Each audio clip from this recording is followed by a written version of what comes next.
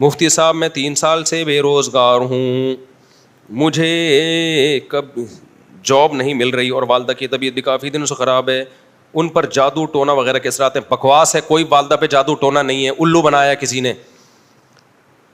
دیکھو جادو ٹونے کا اثر ان لوگوں پر ہوتا ہے جن کی قوت ارادی کمزور ہوتی ہے.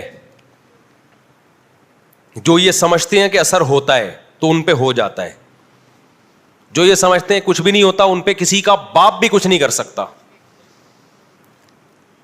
یہاں وہ مشہور اشکال ہے کہ پھر نبی پر جادو کا اثر کیوں ہو گیا, وہ میں 20 دفعہ بتا چکا ہوں کہ یہودی آپ کو جادوگر کہتے تھے تو اللہ نے تھوڑا سا اثر ہونے دیا تاکہ یہودیوں کا یقین ہو جائے کہ یہ جادوگر نہیں ہے اور بشریت میں کامل ہیں, ورنہ ایسے نہیں ہے.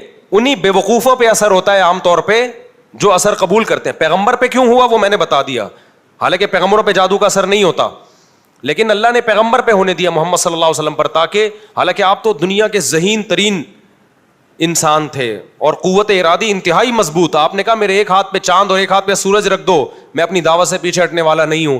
اتنی قوت ارادی کسی کی ہوتی ہے؟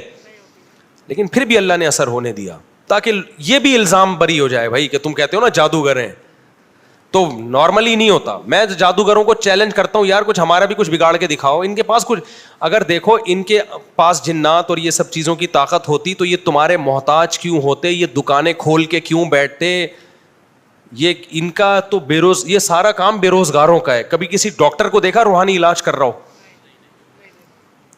کبھی کسی مفتی کو دیکھا؟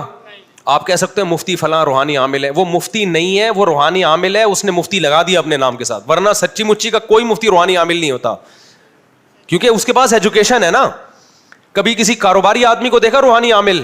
یہ سارے ان لوگوں کے کام ہیں جن کو کچھ بھی نہیں آتا, سوسائٹی کے گرے ہوئے لوگ تھے, کوئی ان کا سورس آف انکم نہیں, کچھ بھی نہیں, تو بے روزگاری دور کرنے کا بہترین طریقہ ہے دم درود جھاڑ پھونک شروع کر کے چن چڑیل بھوت بھگانا شروع کر دو, تو اس سے نوٹ آنا شروع ہو جاتے ہیں. بے روزگاری کا بہترین حل یہ.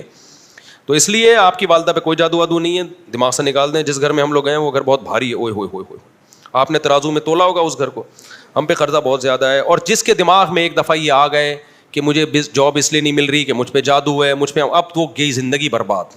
اب نہ وہ کبھی ٹھیک ہوگا نہ کبھی اس کا روزگار ملے گا, کیونکہ نا امید ہو گیا, اور ساری صلاحیتیں جادو کے علاج میں, جو جاب تلاش کرنے میں ٹائم لگانا تھا وہ چڑیل بھگانے میں لگائے گا, تو گیا کام سے. سمجھتے ہو؟ ایسے مذہبی رہنماؤں کو پکڑنے کی ضرورت ہے. یہ لوگ بدنام کر رہے ہیں اسلام اور دین کو.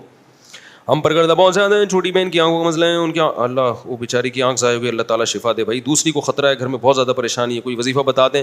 رات کو تہجد میں اٹھ کے 2 رکعت پڑھ کے اللہ سے دعائیں مانگیں, اور دن میں محنت کریں, پیسہ کمانے کی کوشش کریں, اسٹرگل کریں.